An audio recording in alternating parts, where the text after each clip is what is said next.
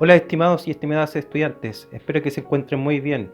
Bienvenidos a una nueva cápsula educativa de la asignatura de Historia, Geografía y Ciencias Sociales.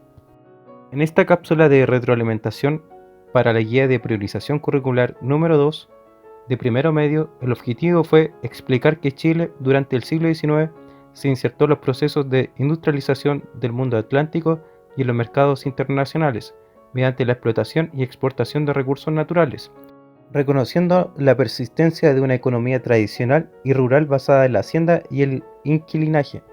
La pregunta de esta guía de aprendizaje decía lo siguiente: define qué es una constitución política. ¿Has escuchado en la televisión últimamente ese concepto? En palabras simples, una constitución política es un libro que contiene todas las leyes de un país, ordenando de manera jurídica el sistema de representación política, como los deberes y derechos a cumplir por los ciudadanos y habitantes de nuestro país.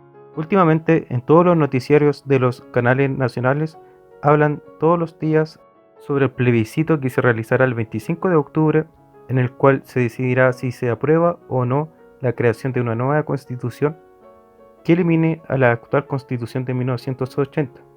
La pregunta B de esta guía de aprendizaje dice: según los textos anteriores, explica cuáles fueron las características en común de los tres gobiernos conservadores comprendidos entre 1831 a 1861.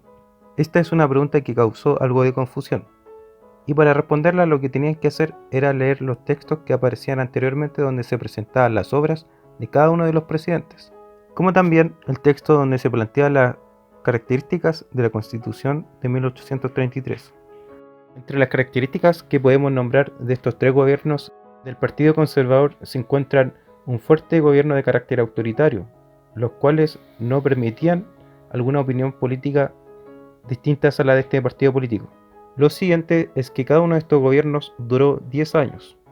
Y por último, que fueron gobiernos con un fuerte carácter presidencialista, en los cuales el presidente concentraba grandes atribuciones políticas. En la pregunta C debías observar atentamente las imágenes presentadas, las cuales correspondían a la hacienda. Y dice: ¿qué actividades económicas crees que se llevaban a cabo en estos lugares? En estos lugares se llevaban a cabo actividades relacionadas principalmente con la ganadería o crianza de ganado y la agricultura. La pregunta D dice: ¿consideras que hoy en día los productos producidos en las zonas rurales, campos, son importantes para la economía nacional? ¿Se exportan estos productos? La respuesta es afirmativa, ya que nuestra economía depende en gran parte de la exportación de frutas y verduras al exterior. Todos estos son producidos en áreas rurales. La pregunta dice: según el texto anterior, define qué es el modelo económico de crecimiento hacia afuera. ¿En qué consiste? Como dice esta pregunta, tenéis que responderla en base al texto presentado. En palabras simples, un modelo económico de crecimiento hacia afuera es un modelo económico que se basa en la exportación de materias primas o también llamados recursos naturales. La pregunta F dice: reflexiona, ¿crees que actualmente Chile continúa sustentando su economía la exportación de materias primas?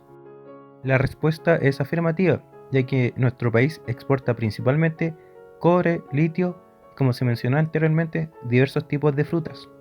La pregunta G dice: en base al texto anterior, identifica qué recursos naturales exportaba nuestro país durante el siglo XIX. Nuestro país exportó principalmente cobre, plata, salitre y trigo. Y por último, la pregunta H dice: explica cuál de los anteriores recursos naturales mencionados por ti es actualmente el principal producto exportado por nuestro país. La respuesta es el cobre.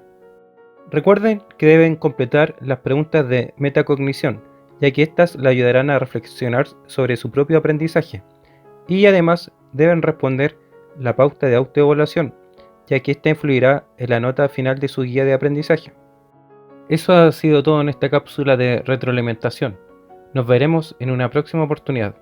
Hasta pronto.